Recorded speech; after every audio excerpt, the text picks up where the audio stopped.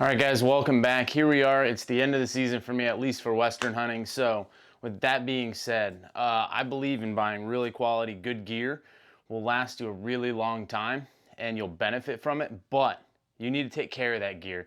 And in this video, this is some of the things that I'm doing to get ready to put my gear away until next season or until I break it out again.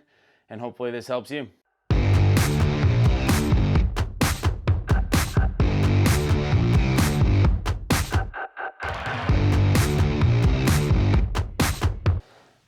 All right, so today the two pieces of gear that I'm going to winterize or take care of and clean before I put them away for the season are going to be my boots and my backpack. The backpack I already have started outside soaking, so we're going to cue into that later. But for the boots, I like a full leather boot with a rubber rand on the bottom.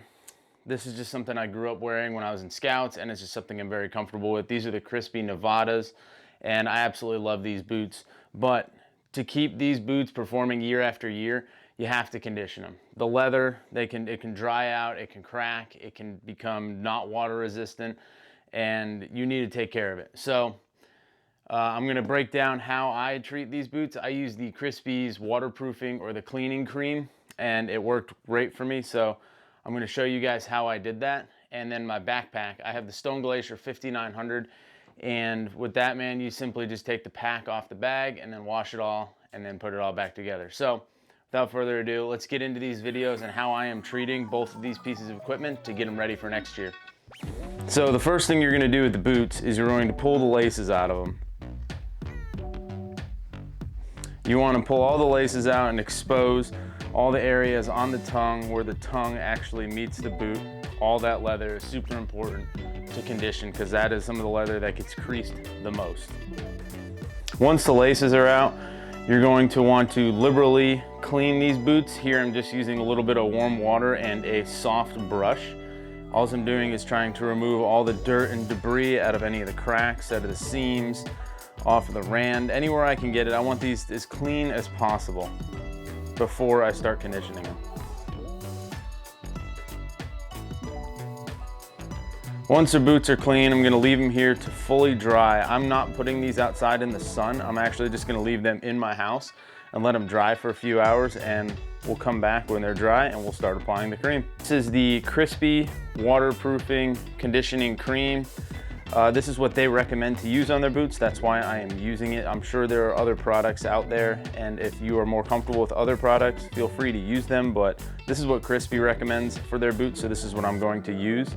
I'm going to start with getting a pretty liberal amount of this cream on the applicator pad that comes in the container, and I'm just going to start rubbing it all over the boot, putting extra emphasis on the parts that get creased the most, which is that tongue area, around the gussets, around all the stitching, all the areas where leaks are liable and more commonplace to happen.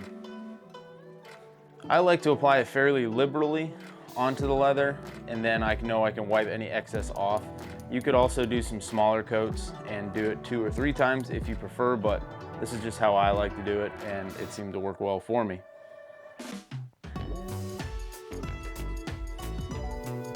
Now that these are done, I'm going to just wipe any excess off I got with this terry cloth and just kind of clean them up and get them ready, put the laces back in them, and these things are ready to go on the shelf or actually wear out in the field. I prefer to do this once a year, typically before I put them away, so that way the leather has a nice hydration before it just sits there for a few months. So the first thing you're going to want to do when you're cleaning out your backpack, and this can apply to any backpack, not just necessarily a Stone Glacier, is if you have the option to remove the pack off of the frame, you should. This pack doesn't have a lot of blood or guts on it because I was not able to kill anything this year while I had this pack, but it does have a lot of dust. It does have a lot of burnt marks on it from walking through burnt timber, and it's just dirty and grimy. So the first thing I'm going to do is separate the bag from the pack, open up all the pockets, make sure everything's empty out of it, shake any loose debris that may be in the bag out. I have this 5-gallon bucket here with, it's just cold water and a little bit of detergent in it. It is a scent-free detergent. You can use whatever you want. I just prefer to use scent-free stuff on all my hunting gear.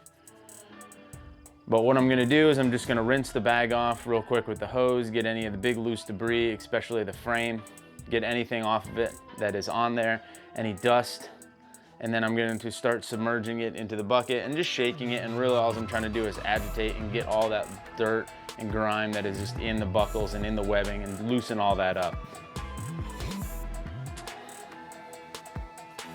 Now that that is loosened up, I'm going to stick the bag into the bucket and agitate it around in the solution, and just trying to do the same thing and just get all the any like grime and dirt and stuff that's just been caking on this bag all year. I'm just trying to get it off.